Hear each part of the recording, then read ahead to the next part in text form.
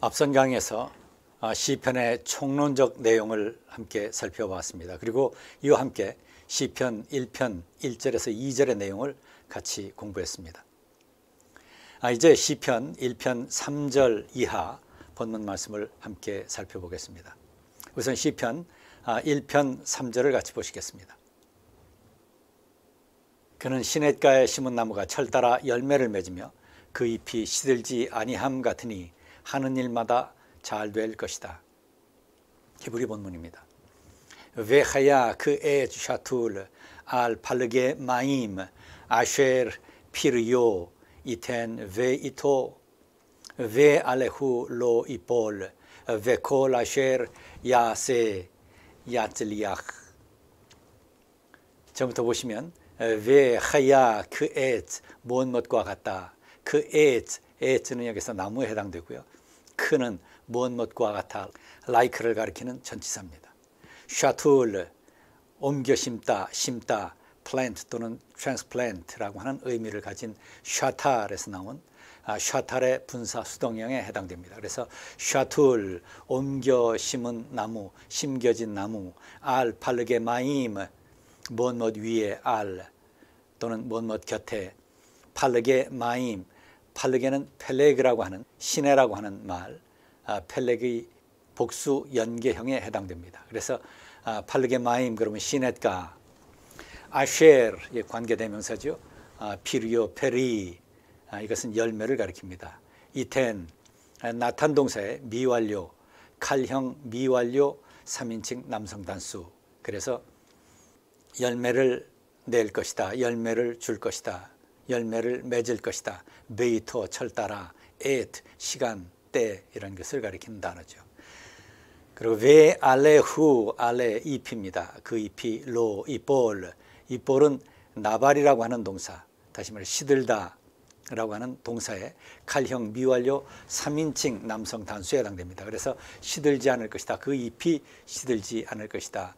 베 알레후 로 이볼, 베 콜 아쉐르 야세 콜 못하는 모든 것, 아쉐르 야세 그가 행하는 모든 것. 야세는 이제 아사라고 하는 동사, 무엇을 행하다, 하다, 만들다 이런 동사죠. 이 아사 동사에 칼형 미완료 3인칭 남성 단수가 되겠습니다. 그래서 야세, 야젤리아흐, 잘라흐에서 나옵니다. 잘라흐의 히필 미완료 3인칭 남성 단수입니다. 그래서 형통하리로다. 콜 아쉐르 야세 그가 하는 모든 일이 다 잘 될 것이다. 야젤리아흐. 자, 이것을 표준 세번역으로 다시 보시면 그는 시냇가에 심은 나무가 철 따라 열매를 맺으며 그 잎이 시들지 아니함 같으니 하는 일마다 잘 될 것이다. 이렇게 되어 있습니다. 자, 이제 1장 4절 이하 말씀을 함께 보시겠습니다. 그러나 악인은 그렇지 않으니 한낮 바람에 흩날리는 쭉정이와 같다. 그러므로 악인은 심판받을 때에 몸을 가누지 못하며 죄인은 의인의 모임에 참여하지 못한다. 앞서 언급한 바와 같이 이 표현 5절입니다. 여기서 죄인은 의인의 모임에 참여하지 못한다라고 하는 말은 우가릿 문헌에서처럼 이상향, Elysian Field를 가리키는 것이다 이렇게 볼 수 있습니다. 그래서 여기서는 이상향에 관한 소망을 담고 있는 표현으로서 종말론적 의미를 갖고 있는 말이다 이렇게 얘기할 수 있습니다. 악인은 하나님이 약속하신 복을 온전히 누리지 못할 것이라는 것, 그리고 특별히 악인은 종말의 때에 얼굴을 듣지 못할 것이며 죄인은 의인들의 모임에 들어서지 못할 것이다 라고 하는 사실을 선포하고 있습니다. 이제까지 1절에서부터 5절까지는 인간이 누리는 복의 내용에 초점이 맞춰져 있었습니다. 그러나 이제 이 시의 결론부인 6절에서는 새로운 차원에서의 선포가 이루어지게 됩니다. 다시 말해서 하나님 자신이 주체로 등장을 하는 것을 볼 수가 있습니다. 그리고 여기서 하나님 자신이 부각이 됩니다. 그리고 이 6절의 특이사항은 복의 주체가 되시는 분, 곧 하나님 자신에게 초점이 맞춰져 있다는 사실입니다. 이 모든 역사의 주관자가 바로 하나님이시다라고 하는 사실을 선포하고 있습니다. 여기서 여호와 하나님 자신의 행동을 명시적으로 언급함으로써 바로 주님 자신이 강복의 주체다라고 하는 사실을 보여주고 있습니다. 6절의 내용인 의인의 길을 여호와께서 인정하신다라고 하는 말은 사실상 여기서는 별 필요가 없는 말입니다. 이미 앞에서 서술되어 있는 복의 삶의 모습은 당연히 여호와께서 인정하신 길, 말씀에 대한 순종의 결과이기 때문에 그렇다, 이렇게 볼 수 있습니다. 이미 앞에서 상세히 서술되어 있는 내용을 다시 여기에서 반복할 필요가 없는 거죠. 여기서 이것을 명시적으로 언급한다라고 하는 사실은 모든 복의 주관자가 바로 여호와 하나님, 언약의 하나님 자신이다라고 하는 사실을 강조하려는데 그 목적이 있다, 이렇게 볼 수 있습니다.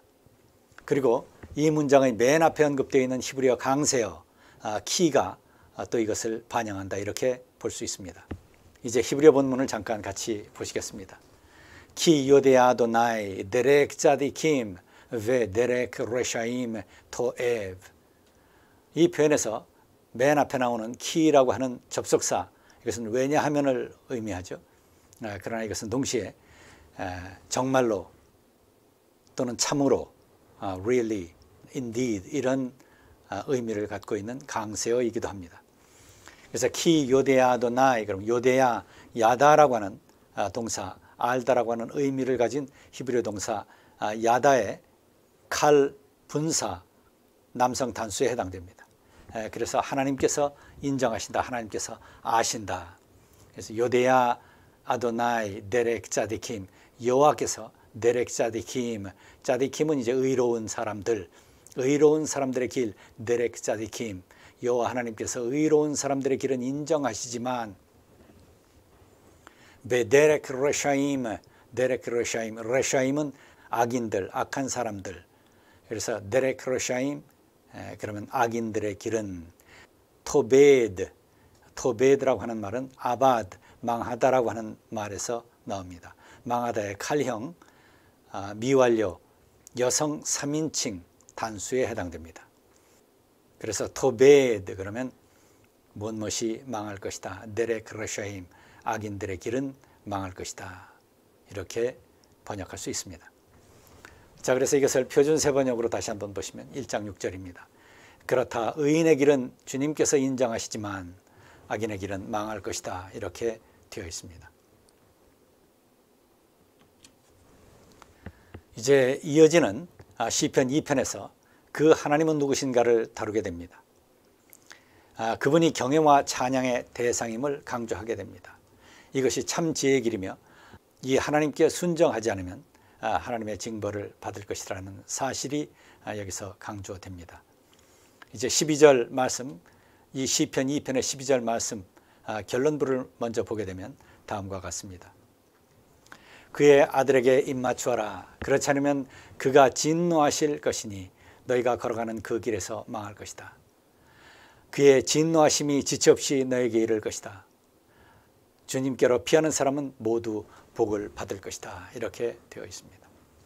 여기서 특별히 하나님께 의지하는 사람은 복을 받을 것이다 라고 하는 말로 전체를 마감합니다. 이것이 바로 이 시편 2편의 결론적 선포입니다. 주님께로 피하는 사람은 모두 복을 받을 것이다. 이것은 시편 1편과 문두, 문미, 병행구를 이루고 있습니다. 그래서 이 복의 길을 강조하며 단일체를 형성하고 있다라고 하는 사실을 보여주고 있습니다. 그리고 시편 1편이 구체적인 역사적 상황을 초월하는 공시적 차원에서의 보편적 진리, 그 지혜적 진리를 선포하는 것이다. 이렇게 본다면 이제 시편 2편은 이 진리를 시간 속에서 구체적 삶의 현장에서 일어나는 사건을 중심으로 이 복의 진리를 선포하고 있다. 이렇게 정리할 수 있겠습니다. 이와 같이 서로 다른 듯 보이는 이 두 개의 시편이 이렇게 내용적 차원에서 유기적으로 연결되어 있도록 의도되어 있다고 하는 사실은 토라시와 그리고 제왕시, 이 경우에는 1편과 2편이 되겠습니다. 1편은 토라시라고 할 수 있고요. 2편은 제왕시입니다. 이 토라시와 제왕시와의 연결이라고 하는 차원에서도 증명되는 면모입니다. 시편 1편, 19편, 119편은 모두 토라시로 분류되는 시입니다. 이들 모든 시가 다 제왕시와 직접적으로 연결되어 나타납니다. 토라시에 해당되는 19편은 제왕시인 18편과 연결되어 나오고요. 그리고 토라시에 해당되는 119편은 제왕시 118편과 연결돼서 나옵니다. 이로써 바로 이러한 연결을 통해서 왕의 역할은 율법을 공부하고 실천하고 수호하는 역할을 하는 사람이다라고 하는 사실을 표출하는 것이다, 이렇게 볼 수 있습니다. 그리고 이것은 신명기 17장 15절에서 20절과 맥을 같이 하는 내용이다, 이렇게 이야기할 수 있습니다. 이제 신명기 17장 14절 이하를 함께 읽도록 하겠습니다. 주 당신들의 하나님이 주시는 그 땅에 들어가서 그 땅을 차지하고 살 때에 주위의 다른 모든 민족같이 당신들도 왕을 세우고 싶다는 생각이 들거든 당신들은 반드시 주 당신들의 하나님이 택하신 사람을 당신들 위에 왕으로 세워야 합니다. 당신들은 결례 가운데서 한 사람을 왕으로 세우고 같은 결례가 아닌 외국 사람을 당신들의 왕으로 세워서는 안 됩니다. 왕이라 해도 군마를 많이 가지려 해서는 안 되며 군마를 많이 얻으려고 그 백성을 이집트로 보내서도 안 됩니다. 이는 주님께서 다시는 당신들이 그 길로 되돌아가지 못한다고 말씀하셨기 때문입니다. 왕은 또 많은 아내를 둠으로써 그 마음이 다른 데로 쏠리게 하는 일이 없어야 하며 자기 것으로 은과 금을 너무 많이 모아서도 안 됩니다. 18절 이하입니다. 왕이 오른 사람은 레위 사람 제사장 앞에 보관되어 있는 이 율법책을 두루마리에 옮겨 적어 평생 자기 옆에 두고 읽으면서 자기를 택하신 주 하나님 경외하기를 배우며 이 율법의 모든 말씀과 규례를 성심껏 어김없이 지켜야 합니다.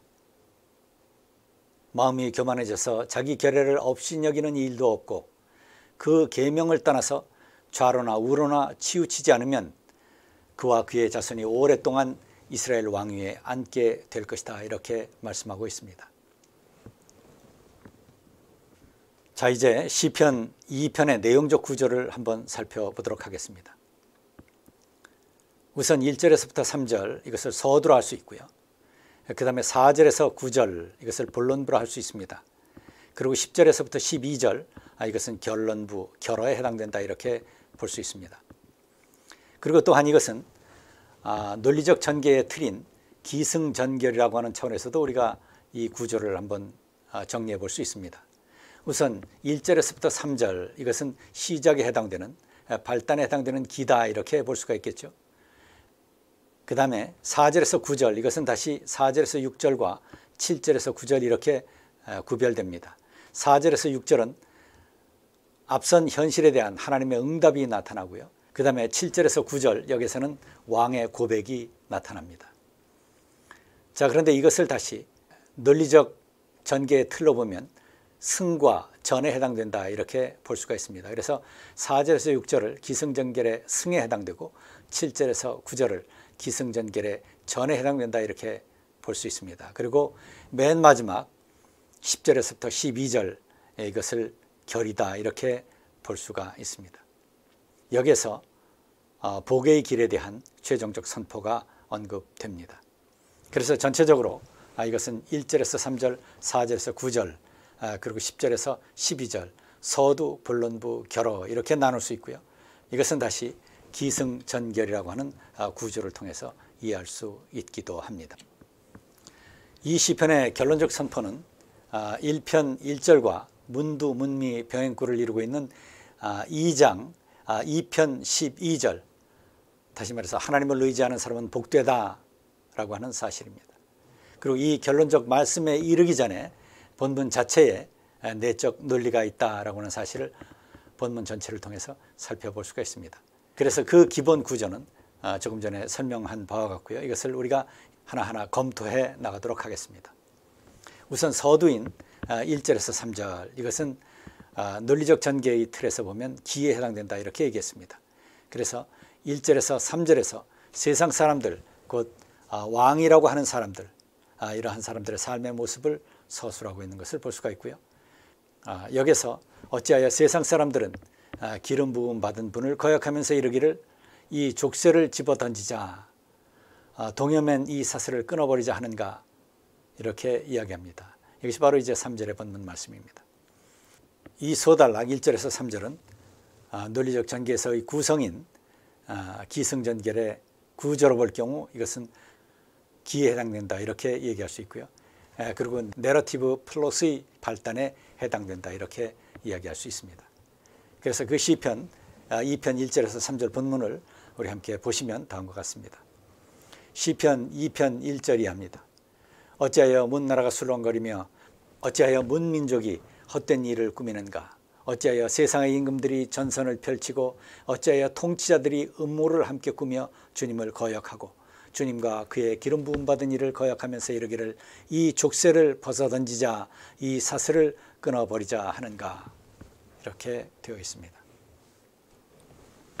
시편 2편은 1편에 언급된 일반적 지혜 곧 복의 길을 왕권과 관련된 삶의 정황이라고 하는 차원에서 설명하고 있습니다.